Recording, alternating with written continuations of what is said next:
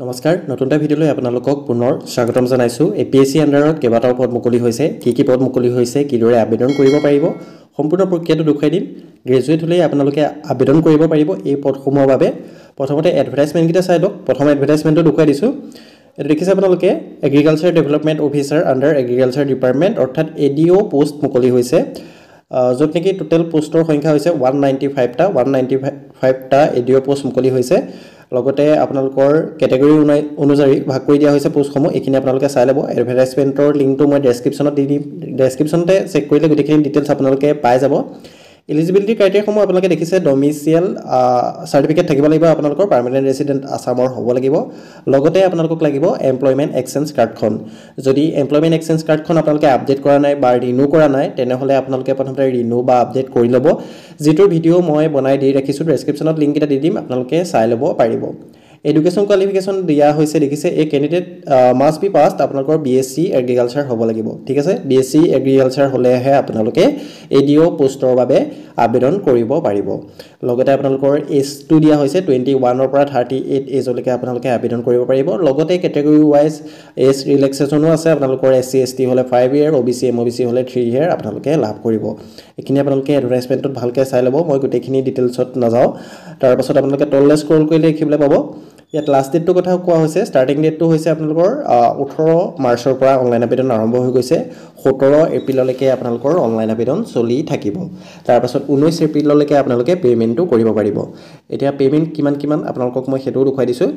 অলপ তললে স্ক্ৰল কৰিলে আপোনালোকে দেখিবলৈ পাব জেনাৰেল ক্যান্ডিডেট সকলে পেমেন্ট কৰিব লাগিব 297.20 रुपीस আৰু ওবিসি এমওবিসি ক্যান্ডিডেট সকলে পেমেন্ট কৰিব লাগিব 197.20 আৰু যদি বিপিএল কাৰ্ড আছে বা এসসি এসটি পিডব্লিউডি ক্যান্ডিডেট হয় তেনে ক্ষেত্ৰত আপোনালোকে 47.20 रुपीस পেমেন্ট কৰিলে হৈ যাব দেইছে এটো আসলে এডিও যেটো এগ্ৰিকালচাৰ ডেভেলপমেন্ট অফিচাৰ হেতুৰ এডভাৰটাইজমেন্ট লগতে আৰু এটা পদ মুকলি হৈছে জুনিয়ৰ ডেভেলপমেন্ট অফিচাৰ ঠিকছে জুনিয়ৰ ডেভেলপমেন্ট অফিচাৰ জিডিও আপোনালোকৰ যেটো আপোনালোকৰ ট্ৰান্সফৰমেশন এণ্ড ডেভেলপমেন্ট ডিপাৰ্টমেন্টৰ ফালৰ পৰা মুকলি হৈছে টোটাল আপোনালোকৰ 9টা পদ মুকলি হৈছে ক্যাটাগৰী অনুযায়ী পদসমূহ ভাগ কৰি দিয়া হৈছে এটো আপোনালোকে যদি আবেদন কৰিম বুলি ভাবে আবেদন কৰিব পাৰিব তললে স্ক্ৰল কৰিলে আপোনালোকে ইয়াত এলিজিবিলিটি ক্ৰাইটেৰিয়াখিনি আপোনালোকে দেখিবলৈ পাব যতিকি দেখিবলৈ পাইছে আপোনালোকৰ ইয়াত গুটেখিনি দিয়া হৈছে পাৰ্মানেন্ট ৰেসিডেন্ট আসামৰ হ'ব লাগিব লগতে এমপ্লয়মেন্ট এক্সচেঞ্জ কাৰ্ড থাকিব লাগিব এডুকেশন কোৱালিফিকেশন দিয়া হৈছে bachelor degree in arts science commerce অৰ্থাৎ যিকোনো ষ্ট্ৰীমৰ পৰা আপোনালোকে যদি গ্ৰেজুৱেচন কমপ্লিট কৰিছে তেনে ক্ষেত্ৰত আপোনালোকে আবেদন কৰিব পাৰিব কিন্তু ইয়াত কিছুমান সাবজেক্ট মেনশন কৰি দিয়া হৈছে এই সাবজেক্ট খিনিত আপোনালোকৰ হনাৰ্স থাকিব লাগিব অৰ্থাৎ মেজৰ সাবজেক্ট আপোনালোকৰ হ'ব লাগিব তাৰ পিছত আপোনালোকৰ ইয়াত দিয়া হৈছে অনাৰ্স সাবজেক্ট খিনি আপোনালোকে চাই ল'ব ভালকে তাৰপা আপোনালোকৰ এজটো দিয়া হৈছে 21 to 38 বাকি ক্যাটাগৰী অনুযায়ী এজ ৰিলেক্সেশন পাব আপোনালোকে ষ্টাৰ্টিং ডেট 25 মাৰ্চৰ পৰা এই পদটোৰ বাবে আবেদন আৰম্ভ হ'ব যেটো জিডিও পদ আছে হেতু 25 মাৰ্চৰ পৰা আবেদন হ'ব 24 এপ্ৰিললৈকে চলি থাকিব পেমেন্টটো আপোনালোকৰ একেই জেনাৰেলৰ 297.20 ওবিসিৰ 197.20 আৰু SC ST BPL PWD candidate সকলৰ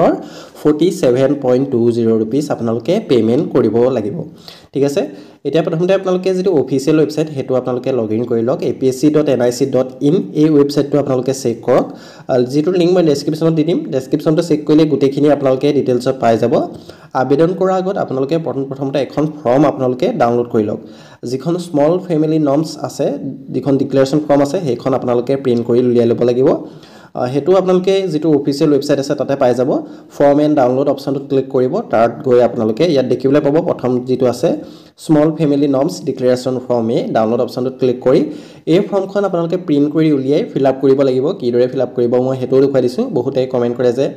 এডভাৰটাইজ ভাইব নাম্বাৰটো কিমান দিম বা কেনেকৈ ফিল আপ কৰিম এটো আপোনালোকে চাই লওক ডিক্লেৰেচন ফৰ্ম এ দেখিছে আপোনালোকে য'ত নেকি পোনপ্ৰথমতে আপোনাৰ নিজৰ নামটো দিব লাগিব আই টু শ্ৰীমতী এটো আপোনালোকে দি দিব নিজৰ নামটো দিব তাৰ পাছত সন ডটাৰ অফ এটো আপোনালোকৰ কি হয় ফাদাৰ নেমটো ফিল আপ কৰি দিব এজটো আপোনালোকে শুদ্ধকৈ ফিল আপ কৰিব সম্পূৰ্ণ এড্ৰেছটো ইয়াত ফিল আপ কৰিব village town pin code police station post office দুটা লাইন দিয়া হৈছে এই দুটা লাইনত সম্পূৰ্ণ যেটো এড্ৰেছ আছে এটো ফিল আপ কৰি দিব তাৰ পাছত দিব লাগিব এপ্লিকেশন ফৰ দ্য পোষ্ট আপোনালোকে কোনটো পোষ্টৰ বাবে আবেদন কৰিব বিচাৰে যদি আপোনালোকে এডিঅ' পোষ্টৰ বাবে আবেদন কৰিম বুলি ভাবিছে এগ্ৰিকালচাৰ ডেভেলপমেণ্ট অফিচাৰ বুলি আপোনালোকে ফিল আপ কৰিব লাগিব ঠিক আছে ইয়াত আপোনালোকে এগ্ৰিকালচাৰ ডেভেলপমেণ্ট অফিচাৰ তাৰপৰা বেকেটৰ ভিতৰত এডিঅ' বুলি আপোনালোকে দিব পাৰে তাৰপিছত এডভাৰটাইজ ভাইব নাম্বাৰটো আপোনালোকৰ কোনটো সেইটো মই দেখুৱাই দিছোঁ ওপৰত আপোনালোকে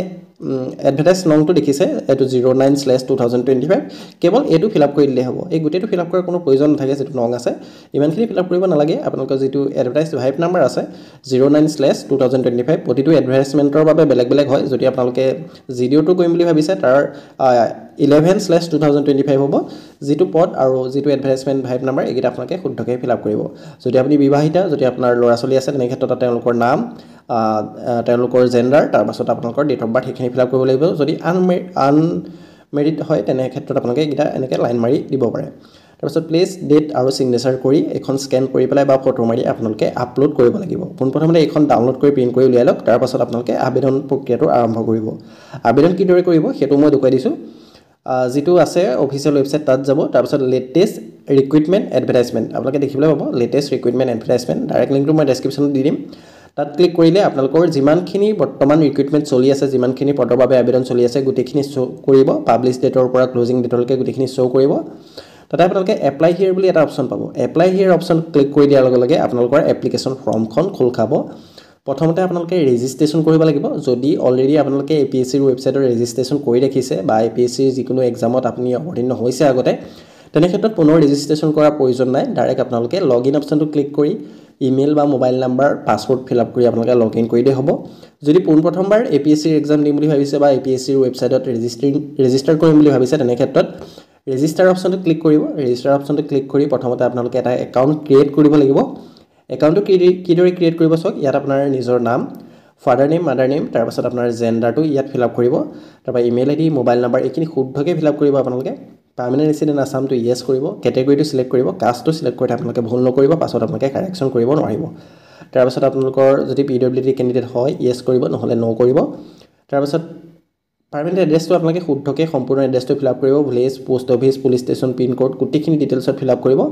district pin code fill up কৰিব পাছৱৰ্ড এটা আপোনালোকে ছেট কৰি ল'ব লগ ইন কৰিবৰ সময়ত এই পাছৱৰ্ডটোৱেই প্ৰয়োজন হ'ব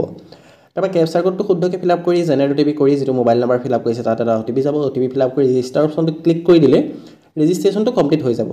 তাৰপিছত আপোনালোকে লগ ইন কৰিব লাগিব লগ ইন অপশ্যনটো ক্লিক কৰি মোবাইল নাম্বাৰ পাছৱৰ্ড যিটো কেপচাৰ কোড আছে এইখিনি ফিল আপ কৰি আপোনালোকে লগ ইন অপশ্যনটো ক্লিক কৰি লগ ইন কৰি ল'ব পাৰিব যদি পাছৱৰ্ড পাহৰি গৈছে আগতে ৰেজিষ্টাৰ কৰা আছে তেনে ক্ষেত্ৰত ফৰগট পাছৱৰ্ড কৰি আপোনালোকে পাছৱৰ্ডটো ৰিকভাৰ কৰি ল'ব পাৰিব লগ ইন হৈ যোৱাৰ লগে লগে প্ৰথমতে প্ৰফাইলটো কমপ্লিট কৰিব লাগিব যিসকলে নতুনকৈ কৰিছে তেওঁলোকে মাই প্ৰফাইলত ক্লিক কৰি প্ৰফাইলটো সম্পূৰ্ণ কমপ্লিট কৰি ল'ব মইতো অলৰেডি কৰি দি ৰখা হৈছে যদি কিবা অসুবিধা পায় হোৱাটছএপ গ্ৰুপৰ লিংক ডেছক্ৰিপশ্যনত দিয়া হৈছে তাতো জইন হৈ আপোনালোকে ডাইৰেক্ট মোক মেছেজ কৰিব পাৰে বা কমেণ্টটো কৰিব পাৰিব আধাৰ কাৰ্ডৰ লাষ্ট 4 ডিজিট তাৰপিছত আপোনালোকৰ এজ প্ৰুফত আপোনালোকে মেট্ৰিকৰ এডমিটটো চিলেক্ট কৰিব দেখিছে আপোনালোকে প্ৰুফ অফ চাৰ্টিফিকেট DOBৰ কাৰণে মেট্ৰিকৰ এডমিটটো চিলেক্ট কৰিব কেটেগৰী আপোনালোকৰ জেনেৰেল যদি হয় তেতিয়া কাষ্ট চাৰ্টিফিকেটৰ নাম্বাৰ ফিল আপ কৰাৰ প্ৰয়োজন নাই যদি OBC SC হয় তেনেহ'লে ক্ষেত্ৰত কাষ্ট চাৰ্টিফিকেটৰ নাম্বাৰ ইছ্যু অথৰিটি সেইখিনি ফিল আপ কৰিব লাগিব সেইখিনি আপোনালোকে ফিল আপ কৰি ল'ব আদাৰ ডিটেইলছ আপোনালোকে এক্স সাৰ্ভিসমেন হয় নে নহয় ইয়েছ কৰিব লাগিব যদি আপোনাৰ BPL হোল্ডাৰ হয় তেনে ক্ষেত্ৰত ইয়েছ কৰিব যদি নহয় নো কৰিব এইখিনি ফিল আপ কৰি নেক্সট কৰি দিব সেভ এণ্ড নেক্সট অপশ্যনটো ক্লিক কৰিব তাৰপাছত আহিব এডুকেশ্যন কোৱালিফিকেশ্যন ডিটেইলছখিনি এইখিনিত বহুতে ভুল কৰে এইটো আপোনালোকে চিৰিয়েলি গোটেইখিনি ফিল আপ কৰিব লাগিব কেৱল গ্ৰেজুৱেশ্যন বা ক্লাছ 10টো ফিল আপ কৰিলে নহ'ব প্ৰথমতে ক্লাছ 10 তাৰপৰা 12 তাৰপৰা গ্ৰেজুৱেশ্যন যদি মাষ্টাৰ কৰিছে মাষ্টাৰ গোটেইখিনি ফিল আপ কৰিব লাগিব কোৱালিফিকেশ্যন টাইপত আপোনালোকে 10 সিলেক্ট কৰিলে প্ৰথমতে তাৰপাছত 10 তাৰপৰা পুনৰ ছাবজেক্টত 10 বোৰ্ডটো ফিল আপ কৰিব সেবা নে CBSE তাৰপাছত গ্ৰেডিং সিস্টেমটো আপোনালোকে চাব মাৰ্ক নে CGPA সিস্টেম যদি আপোনালোকৰ ডিগ্ৰীত CGPA আছে CGPA যদি ক্লাছ 10 12 ত মাৰ্ক আছিলে মাৰ্কটো সিলেক্ট কৰিব 10 মাৰ্ক টোটেল মাৰ্ক দিব কোৰ্স ডিউৰেশ্যনটো ফিল আপ কৰিব ক্লাছ 10 হলে 1 ইয়াৰ 12 হলে 2 ইয়াৰ আৰু ডিগ্ৰী হলে 3 ইয়াৰ বা 4 ইয়াৰ যেটো হয় আপোনালোকৰ হেতু সিলেক্ট কৰি ল'ব passing division first division second division কি পাইছিলে হেতু ফিল আপ কৰি ল'ব এইদৰে আপোনালোকে গোটেই ক্লাছ 10 12 ডিগ্ৰী গোটেইখিনি এড কৰিব লাগিব যদি কম্পিউটাৰ আছে PGDCA বা হেখিনি আছে তেনেহলে হেকিনো আপোনালোকে এড কৰিব পাৰে কোৱালিফিকেশ্যন কিনি এড কৰা হোৱাৰ পাছত নেক্সট কৰিব ওয়াৰ্ক এক্সপেৰিয়েন্স যদি আছে ইয়েছ কৰিব নহলে নো কৰিব তাৰ পাছত আপলোড কৰিব লাগিব আপোনালোকে ডকুমেন্ট কি আপলোড কৰিব লাগিব সক আধাৰ কাৰ্ড BPL সাৰ্টিফিকেট যদি আছে যদি আপুনি ইয়েছ কৰিছিলে তেতিয়া BPL সাৰ্টিফিকেট আপলোড কৰিব লাগিব যিখন ডিগ্ৰী মাৰ্কশিট আছে যদি বিকম মাৰ্কশিট মই দেখিছে মই অলৰেডি গোটেইখিনি কৰিয়ে ৰাখিছো কমপ্লিট বিকম মাৰ্কশিটখন বোথ সাইড আপলোড কৰিব লাগিব তাৰ পাছত আপোনালোকৰ যিখন পাছ সাৰ্টিফিকেট আছে গ্ৰেজুৱেচনৰ এখন আপলোড কৰিব লাগিব প্ৰভিজনেল খনো দিব পাৰে আপোনালোকে অৰিজিনেলখন দিব লাগিব বুলি কথা নাই তাৰ পাছত অল সেমিষ্টাৰ মাৰ্কশিট অৰ্থাৎ আপোনাৰ ডিগ্ৰী 6টা সেমিষ্টাৰ 6টাই আপোনালোকে মাৰ্কশ্বিটখিনি এটা সিঙ্গল PDF কৰি আপলোড কৰিব লাগিব গোটেইখিনি PDF কৰি আপলোড কৰিব লাগিব মিনিমাম সাইজ আপোনালোকে 1 MB মান ৰাখিব তাৰপৰা ক্লাছ 10ৰ এডমিটটো এইখিনি আপোনালোকে PDF কৰি আপলোড অপচনটো ক্লিক কৰি আপলোড কৰি দিব তাৰপৰা আহিব ফটো আৰু সিগনেচাৰৰ সাইজটো ইয়াত দিয়া হৈছে ফটো আৰু সিগনেচাৰটো আপলোড কৰিব যদি কিবা অসুবিধা পায় কমেন্ট কৰিব বা WhatsApp গ্ৰুপৰ লিংক ডেসক্ৰিপচনত দিয়া হৈছে তাতো জয়েন হ'ব পাৰে সেভ কৰি দিয়াৰ লগে লগে your profile is complete দেখিছে আপোনালোকে তাৰপৰা এপ্লিকেন্ট সেকশনত ক্লিক কৰিব এপ্লাই সেকশনত ক্লিক কৰি দিব এপ্লিকেন্টত গৈ এপ্লাই সেকশনত ক্লিক কৰি দিয়াৰ লগে লগে যিমানখিনি পদৰ বাবে বৰ্তমান এপ্লাই চলি আছে গোটেইখিনি ইয়াত শো কৰিব তাৰপিছত যেটো এডিও আছে দিছে এগ্ৰিকালচাৰ ডেভেলপমেন্ট অফিচাৰ এপ্লাই অপচনত ক্লিক কৰিব মই সেই পদটোৰ বাবে আবেদন কৰি দেখুৱাই দিছো আপোনালোকক গোটেইখিনি অলৰেডি ফিল আপ হৈ থাকিব প্ৰেজেন্ট এড্ৰেছ আৰু পাৰ্মানেন্ট এড্ৰেছ যদি সেম হয় সেম এজ পাৰ্মানেন্ট এড্ৰেছ কৰিব তাৰপিছত তললৈ আহিব you are state government employee যদি হয় ইয়েস কৰিব নহলে নো কৰিব ইয়েস কৰিলে আপোনালোকে এনঅসি দিব লাগিব বা এমপ্লয়মেন্ট এক্সচেঞ্জ বা পিআৰসি আপোনালোকে আপলোড কৰিব লাগিব এই চাৰিটা ডকুমেন্টৰ ভিতৰত যিকোনো এটা আপলোড কৰিলে হ'ব আপোনালোকৰ যদি গভৰ্ণমেণ্ট এমপ্লয়ী নহয় নো কৰি দিব তললৈ আহিব তললৈ অহাৰ পাছত আপোনালোকে দেখিছে এক্সামিনেশ্যন জোনটো সিলেক্ট কৰিব লাগিব মই যোৰহাট সিলেক্ট কৰি লৈছো আপোনালোকৰ যোনখন ডিস্ট্ৰিক্টত সুবিধা হয় সেই ডিস্ট্ৰিক্টখন সিলেক্ট কৰি ল'ব তাৰপিছত small family norms declaration form এ যিখন মই আৰম্ভণিতে আপোনালোকক দেখুৱাই দিছিলো কিদৰে ফিল আপ কৰিব লাগে ক'ৰ পৰা ডাউনলোড কৰিব লাগে বা ডিটেইলছ মই ডেসক্ৰিপচনত দি দিম লিংকটো তাৰ পৰা আপোনালোকে ডাউনলোড কৰি ল'ব পাৰিব তাৰপিছত এমপ্লয়মেন্ট এক্সচেঞ্জ কাৰ্ড /পিআৰসি দিয়া হৈছে যদি এক্সচেঞ্জ কাৰ্ডটো নাই বা হেৰাইছে তেনে ক্ষেত্ৰত পিআৰসি দিব পাৰে বা আপোনালোকৰ যদি এমপ্লয়মেন্ট এক্সচেঞ্জ কাৰ্ডটো দিব বিচাৰে এমপ্লয়মেন্ট এক্সচেঞ্জ কাৰ্ডটো দিব পাৰে যিকোনো দুটাৰ ভিতৰত যিকোনো এটা দিলে হৈ যাব যদি এক্সচেঞ্জ কাৰ্ড আপডেট কৰা নাই কাৰেকচন কৰা নাই বা ৰিনিউ কৰা নাই তেনে ক্ষেত্ৰত প্ৰথমতে হেইকিটা কাম কৰি ল'ব তাৰ ওপৰত ডিটেইলছত ভিডিও বনাই দি ৰখা হৈছে আপোনালোকে চাব পাৰে ঠিক আছে তাৰপিছত আন্ডাৰটেকিংটো টিক মাৰ্ক দি প্লাই প্ৰিভিউ কৰি এপ্লিকেশনখন প্ৰিভিউ কৰি সাবমিট কৰি পেমেন্টটো কৰি দিব পাৰিব পেমেন্ট কৰোতে যদি কিবা অসুবিধা পায় যেটোৰ ওপৰত মই আগতে ভিডিও বনাই দি ৰাখিছো ডেসক্ৰিপচনত দি দিম পেমেন্ট কেনেকৈ কৰিব লাগে হেতু চাই ল'ব পাৰিব যদি কিবা অসুবিধা পায় তেন্তে কমেন্ট কৰিব যিমান পাৰো সহায় কৰিবলৈ চেষ্টা কৰিম আৰু যিসকলে কৰিব পৰা নাই তেওঁলোকে হোৱাটছআপতো যোগাযোগ কৰিব পাৰে গ্ৰুপটোত জয়েন হৈ পেলাই ডাইৰেক্ট পাৰ্সোনালি মোক মেছেজ কৰিব পাৰে আপোনালোকে এইদৰে অতি সহজতে আপোনালোকে যিকিটা পদ মুকলি হৈছে এগ্ৰিকালচাৰ ডেভেলপমেন্ট অফিচাৰ বা যিটো 25 তাৰিখৰ পৰা আৰম্ভ হ'ব জিডিও জুনিয়ৰ ডেভেলপমেন্ট অফিচাৰ এই পদসমূহৰ বাবে আবেদন কৰিব পাৰিব আজি ভিডিওটো ইমান আছিল ভিডিওটো চাই যদি আপুনি অলপ হলেও উপকৃত হৈছে চেনেলটো সাবস্ক্ৰাইব কৰিবলৈ নাপাহৰিব আৰু এনেকুৱা ধৰণৰ চৰকাৰী চাকৰি চৰকাৰী আঁচনি ৰিলেটেড খবৰখিনি পাই থাকিবৰ বাবে চেনেলটো সাবস্ক্ৰাইব কৰিবলৈ নাপাহৰিব ধন্যবাদ